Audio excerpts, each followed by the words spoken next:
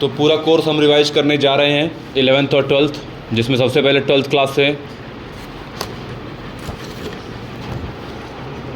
Biology in human welfare में आपको पता है कि लैब टू लैंड साइंटिस्ट जो हैं वो हैं MS स्वामीनाथन, जो कि एक बोटेनिस्ट थे, और Indian father of green revolution भी हम लोग MS स्वामीनाथन को कहते हैं। MS Swaminathan green revolution India में, और ब्लैक बाइल जो होता है वो बैड ह्यूमर होता है, और फादर ऑफ मेडिसिन जो हैं वो हैं हिपोक्रेट। विलियम हार्वे ने सबसे पहले ब्लड सर्कुलेशन की डिस्कवरी की थी, और जो बीमारी जन्म से होती है उसको कंजेनाइटल डिजीज कहते हैं। इन्फेक्शियस बीमारी एक पर्सन से दूसरे पर्सन में फैलती है, और टाइफाइड होता है साल्मोनेला टाइफीम्यूरियम से। सारे पैथोजन हार्मफुल होते हैं। टाइफाइड के केस में लॉस ऑफ एपेटाइट देखने को मिलता है। निमोनिया एक बैक्टीरियल बीमारी है, और मलेरिया प्रोटोजोआन डिजीज है, जिसमें से जो मलेरिया है सबसे खतरनाक मलेरिया, जिसको हम लोग कहते हैं मैलिग्नेंट मलेरिया, वो प्लाज्मोडियम फैल्सीपेरम से होता है। कॉमन कोल्ड में अपर रेस्पिरेटरी ट्रैक्ट इन्फेक्टेड होता है, और निमोनिया में लोअर रेस्पिरेटरी ट्रैक्ट इन्फेक्टेड होता है। प्लाज्मोडियम वाइवेक्स टर्सियन मलेरिया होता है, और अमोबिक डिसेंट्री अमोबियासिस कहलाती है, प्रोटोजोआन डिजीज है। हाउस फ्लाई होती है मैकेनिकल कैरियर। एस्कैरिस से एस्कैरियासिस, और फाइलेरिया बीमारी को, एल्फेंसियासिस बीमारी को फीमेल क्यूलेक्स मॉस्किटो फैलाती है। रिंगवर्म फंगल डिजीज है, और कॉमन कोल्ड वायरल डिजीज है। डेंगू और चिकनगुनिया दोनों वायरल डिजीज हैं, जिसको फैलाती है Aedes mosquito. Polio, diphtheria, pneumonia, इन सब को कंट्रोल किया गया है वैक्सीन से, और स्मॉल पॉक्स को लगभग हटा दिया गया है वैक्सीन से। इन्नेट इम्यूनिटी नॉन स्पेसिफिक होती है, और एक्वायर्ड इम्यूनिटी स्पेसिफिक होती है। और जो बायोटेक्नोलॉजी के वैक्सीन बनते हैं वो 3rd जनरेशन वैक्सीन होते हैं। सिस्टी सर्कोसिस मोस्ट डेंजरस डिजीज है मैन में, जिसमें टीनिया सोलियम का जो लार्वा होता है वो ब्रेन में चला जाता है ब्लड के थ्रू। और वुचलेरिया बैनक्रॉफ्टी जो है वो वुचलेरिया बीमारी कॉज करती है। और एस्कैरिस जो होता है इंटेस्टाइन में ज़्यादा रहते हैं। एस्कैरिस जो होते हैं 4 बार मोल्टिंग करते हैं। फार्मूला है SL²I। सॉयल पहली बार सॉयल में, दूसरा लंग में, तीसरा भी लंग में, चौथा इंटेस्टाइन में। तो सॉयल, लंग, इंटेस्टाइन। और एस्कैरिस की जो लाइफ साइकिल होती है वो मोनोजेनेटिक होती है, एक ही लोग में कंप्लीट हो जाती है। याद रखिएगा, एथलीट फूट जो है वो फंगल बीमारी है, और एंटीबॉडी के 2 साइट होते हैं, एक N टर्मिनल, एक C टर्मिनल। और एंटीबॉडी का फार्मूला होता है H2L2। B लिम्फोसाइट एंटीबॉडी बनाता है, और T उसकी मदद करता है। साइटोकाइन बैरियर में इंटरफेरॉन आते हैं, और जो इन्फेक्टेड सेल होते हैं वो सिक्रेट करते हैं इंटरफेरॉन आसपास वाले नॉन इन्फेक्टेड सेल को बचाने के लिए। एंटीबॉडी जो होता है वो इम्यूनोग्लोबिन होता है, IG से लिखते हैं इसको। Immunoglobulin G, immunoglobulin A, immunoglobulin M, immunoglobulin D, immunoglobulin E, IgG, IgA, IgM, IgD, IgE, इस तरीके से रिप्रेजेंट करते हैं। T लिम्फोसाइट जो होता है सेल मेडिएटेड इम्यूनिटी के लिए रिस्पॉन्सिबल होता है। और हेपेटाइटिस B का जो वैक्सीन है वो यीस्ट से बनाते हैं, and that is antibody to the toxin.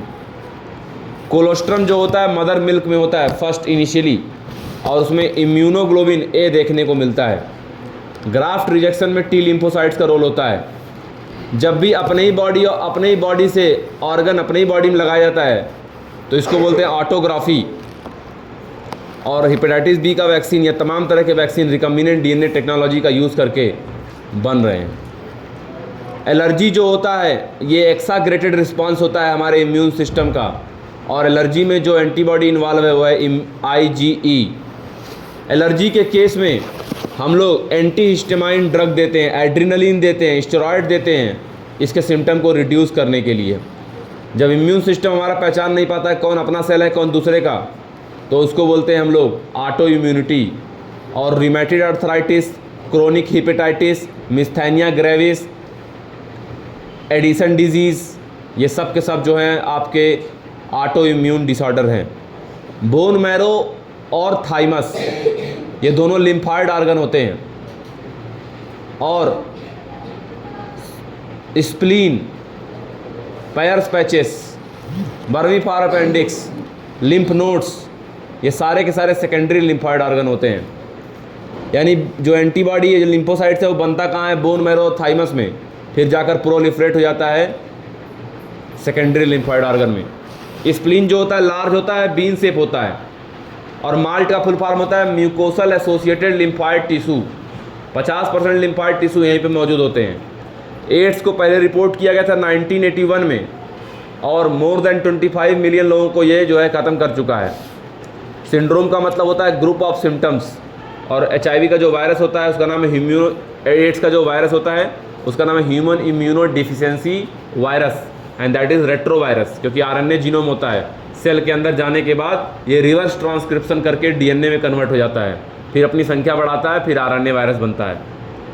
और इसका जो इनक्यूबेशन पीरियड होता है 5 से 10 साल का होता है। वायरस का स्लोगन क्या है? Don't die of ignorance. दिया था किसने? National AIDS Control Organisation, NACO. Virus जो होता है, एड्स का वायरस जो होता है, वो टी लिम्फोसाइट्स की मात्रा को कम कर देता है।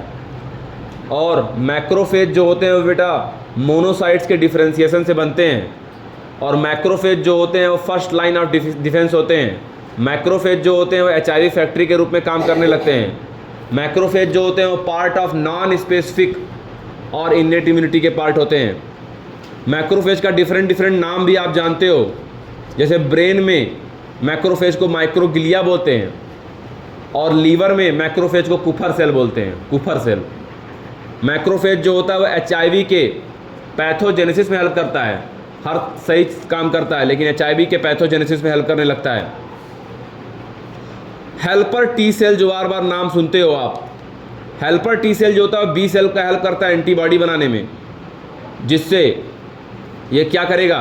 साइटोटॉक्सिक टी सेल को एक्टिवेट करता है, जिससे जो भी टारगेट सेल है जिनको किल करना है वो ख़त्म हो सकें। और जो टी हेल्पर सेल होता है उसको CD4 सेल भी कहते हैं हम लोग। याद रखना, जब टी हेल्पर सेल की मात्रा कम हो जाती है एड्स के केस में, तो लगातार फीवर आता है, डायरिया होता है, वेट लॉस होता है, और आदमी एक दिन निपट जाता है। वर्ल्ड कैंसर डे जो है 4 फरवरी को मनाते हैं, और वर्ल्ड हेल्थ डे 7 अप्रैल को मनाते हैं। Random loss of allele is known as genetic drift. और रेप्टाइल जो है बेटा मीजोजोइक एरा में देखने को मिला था। राइबोसोमल RNA जो होता है वो कंजर्व्ड होता है, और इसीलिए हम लोग उसको फाइलोजेनेटिक स्टडी के लिए यूज़ करते हैं। माइटोकॉन्ड्रियल DNA और Y क्रोमोसोम जो है वो ह्यूमन इवोल्यूशन की स्टडी के लिए बेस्ट होते हैं। और जो नेचुरल थ्योरी थी डार्विन की, वो किसी भी तरह के डिसकंटिन्यूअस वेरिएशन में बिलीव नहीं करती है। जो टेरेस्ट्रियल एनिमल होते हैं वो उनमें सेल्ड एग पाया जाता है। और एक वर्ड यूज होता है बेटा एलोपैट्रिक स्पेसिएशन। इसका मतलब क्या होता है? The isolation can occur through geographical separation of population. जब भी जियोग्राफिकल सेपरेशन के थ्रू चेंज वेरिएशन आ जाए, आइसोलेशन हो जाए, तो उसको बोलते हैं एलोपैट्रिक स्पेसिएशन। और नई स्पेसीज का बनना कहलाता है स्पेसिएशन। एम्फीबिया से ही रेप्टाइल से ही बर्ड और मैमल ओरिजिनेट हुए हैं। बर्ड अंडे देता है ओविपेरस, और मैमल जो है बच्चे सीधे पैदा करता है विविपेरस, ऑर्निथोरिंकस को छोड़ के। सबसे बड़ा जो डायनासोर था वो ट्राइनासोरस रेक्स था। It was 20 feet in height, और डायनासोर को एक्सटिंक्ट हुए 65 मिलियन ईयर हो गए।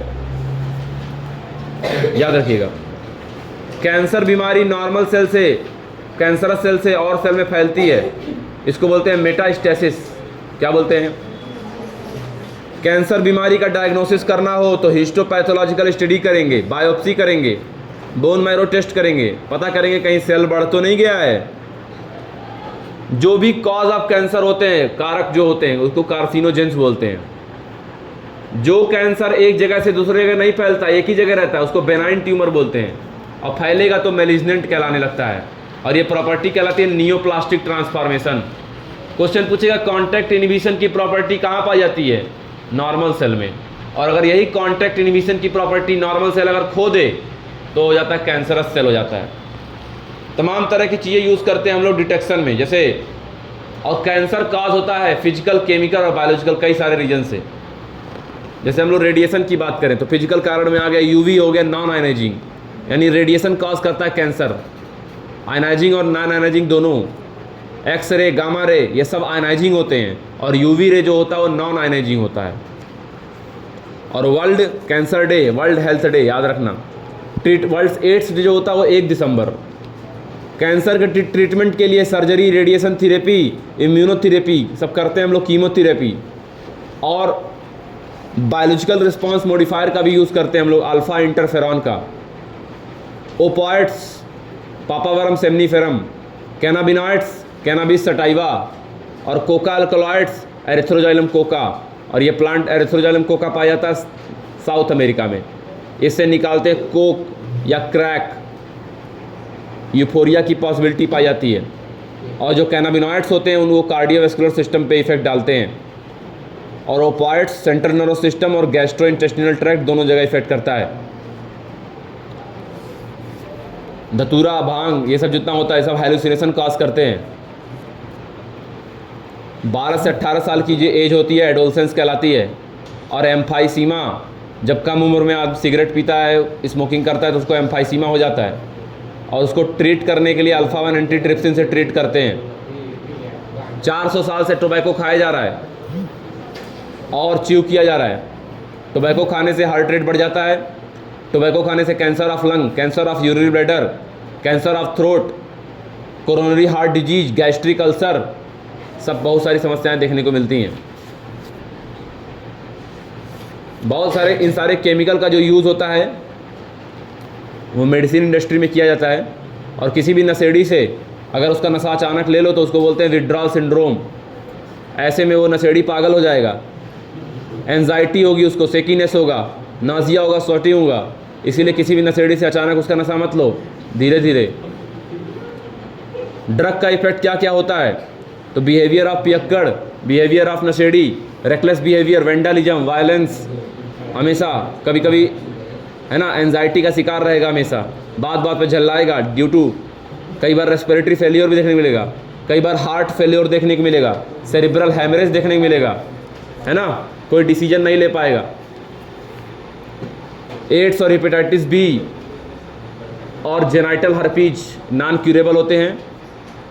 दारू पीने वालों को लीवर सिरोसिस हो जाता है, नर्वस सिस्टम भी डैमेज होता है। और कई सारे स्पोर्ट पर्सन अपना परफॉर्मेंस बढ़ाने के लिए नारकोटिक एनाल्जेसिस का यूज़ करते हैं, जिसको हम लोग कहते हैं एनाबॉलिक स्टेरॉइड्स वगैरह, डायूरेटिक्स। इसका इफेक्ट क्या होता है? फीमेल में मेल लाइक कैरेक्टर आ जाते हैं, एग्रेसिवनेस बढ़ जाता है, क्लाइटोरिस इनलार्जमेंट हो जाता है, मेंस्ट्रुअल साइकिल अब नॉर्मल हो जाती है, mood swings, depression, excessive hair growth on the face. और मेल में क्या होता है? टेस्टिकल्स छोटे हो जाते हैं, स्पर्म प्रोडक्शन कम हो जाता है, किडनी लीवर डिसफंक्शन करने लगता है। और आपको देखने को मिलेगा ब्रेस्ट का enlargement in male. Prevention control क्या है? अनड्यू पीयर प्रेशर अवॉइड करो और हेल्प लो किसी प्रोफेशनल की, घर में, बाहर में, कहीं भी।